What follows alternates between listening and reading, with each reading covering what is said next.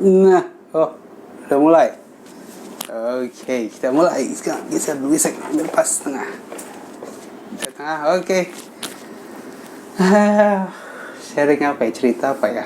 Kali ini mungkin ceritanya mengenai itu kali ya, generasi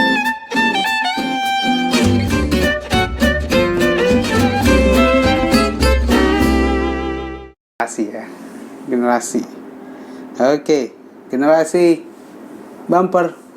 Nggak tahu yang mana. Jos. Nah, generasi, kalau gue sih masuk ke generasi millennials ya, tahun 80-an sampai 90-an. 80-an 90-an tuh gue generasi millennials. Gue tahu. Nah, disitulah letak millennials. Sebelumnya baby boomers itu mungkin itu termasuk ke orang tua gue, bokap nyokap ya. Baby boomers itu, setahu gue sih, sesok tahuan gue, baby boomers itu orang yang banyak sekali, satu pasangan bisa menghasilkan banyak keturunan, bisa 5, 6 dan sampai 10, makanya baby boomers. Jadi babynya banyak, ngebum, itu kali asal katanya. Itu millennials, generasi gue. Habis itu generasi centennials, generasi Z sih katanya, dibilang generasi Z. Nah, disinilah letak perbedaan dulu sampai sekarang. Kalau gue bahas tentang itunya aja ya, perkembangan sekarang dan kita harus seperti apa menurut analisa gue, dan gue pun masih belajar. Jadi ntar mohon komennya di bawah atau DM gue, teman aja, terserah, kita diskusi. Nah, yang gue tahu adalah generasi millennials itu ya, generasi gue, generasi yang hidup pernah tanpa internet dan hidup dengan internet. Jadi pas gue lahir, internet baru berasa itu 2000-an, 2005 iya kali. Iya, mungkin sebelumnya udah ada tapi gue gak ngerasa. 2005 pas gue kuliah, 2008, 2009 baru masuk tuh internet. Masih udah ada paketannya lah. Kalau dulu tuh paketan SMS aja dulu, handphone nih SMS, satu karakter, satu huruf itu Rp1 gitu. Jadi masih seperti itu. Belum ada tuh chatting, baru masuk BBM, BlackBerry Messenger. Itu gue pakai, pernah juga pakai apa ya, Yahoo Mail, Yahoo Chat. Itu berkembanglah Friendster, itu berkembanglah Facebook. Nah, itulah baru pada gue 2018, 2012, 10 itu udah mulai terasa internetnya, udah ada sosial media yang gampang kita akses di HP, udah pakai aplikasi HP-nya. Dulu BlackBerry dengan QWERTY-nya, habis itu hadir Google, Android dengan layar doang. Nah, itu kan perkembangan zaman yang harus kita ikutin. Nah, maksud gue di sini adalah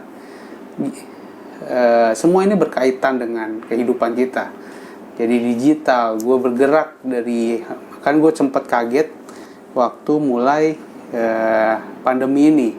Seharusnya digital itu udah dikenal lama, webinar, habis itu teleconference itu udah biasa sebenarnya. Tapi kita masih anggap itu wah luar biasa, ngapain sih pakai itu, masih bisa ketemuan kok, masih belum berasa nikmatnya melihat secara layar kaca. Nah, itulah hadirlah generasi centennials yang terbiasa dengan dunia digital, dunia virtual, dunia internet. Nah, disitulah bersama-sama kita akan menghadapi itu. Nah, maksud gue di sini adalah centennials ini dia sangat ingin cepat, efektif, efisien. Ya, yang dia dikerjakan ya itu aja. Dia nggak mau, ya bukan urusan gue nggak mau ngerjain gitu. Gue lihat sih seperti itu. Yang penting selama dia senang, ya dia akan kerjain. Selama itu skill dia, dan selama itu passion dia kerjain. Dia nggak mau, kasarnya nggak mau ganggu orang lain lah. Yang penting punya gue kelar dulu, baru apa yang bisa dibantu. Dan kolaborasi itu makin kuat di sini. Gue lihat ya dari generasi centennials ini yang merubah semuanya. Millennials yang kaget-kaget, nah kayak gue ini kan kaget, tapi gue beruntungnya pandemi ini ngerubah gue akan dunia digital. Nah makanya gue berubah dari dosen yang offline ke dosen digital. Makanya nama gue dosen digital, dan ya gue harus beradaptasi dengan dunia virtual. Jadi seperti itulah yang gue alamin sekarang. Nah ini berkaitan dengan nanti kita mau skill kita, apalagi skill itu harus bertambah dengan perkembangan zaman. Nah di situ gue ngerasain sekeliling kita sekarang melihat layar kaca udah biasa, ya kan? Melihat layar kaca, melihat virtual, melihat robot itu udah biasa. Apalagi dengan generasi centennials yang mereka itu udah nggak tahu dia gimana rasa hidup tanpa internet. Mereka taunya layar kaca, ada handphone, ada orang di sana, nggak tahu orang itu asli atau virtual pun. Nah disitulah letak kita harus terbiasa dengan kehidupan sekarang, kehidupan digital. Jadi kalau kita itu berkaitan juga dengan yang gue paham sih di Omnibus Law juga, karena tipenya itu tipe millennials dan centennials ini mereka nggak mau lama dia kerja, dia pengen lebih seneng pindah satu, belajar ini, penuh dengan penasaran, dia pengen belajar satu lagi, tapi dengan rumpun yang sama, tapi dia mencari pengalaman yang banyak.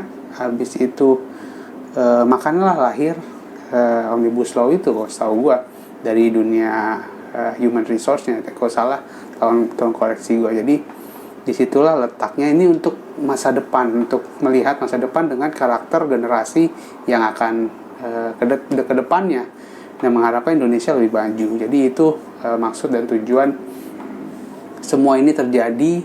Semua ini ada maksud dan tujuannya. Jadi kita harus bersiap-siap akan hal itu. Jadi buat lo yang lagi belajar digital, belajar tentang apapun virtual, itu teruskan, karena itu sangat berguna buat nantinya. Dan khususnya buat content creator kayak gue, personal branding, lo harus punya personal branding untuk orang lain kenal sama lo, siapa lo. Habis itu content creator, karena semakin banyak bertumbuhan di dunia digital, jadi content creator itu sangat dibutuhkan. Jadi terus, dan jangan banyak mengeluh. Kita harus belajar cepat, efektif, efisien dengan lingkungan kita. Udah, itu aja mengenai pembahasan centennials, generasi millennials, generasi Z, baby boomers, semuanya. Oke, mohon koreksinya di bawah, komennya. Makasih. Goks.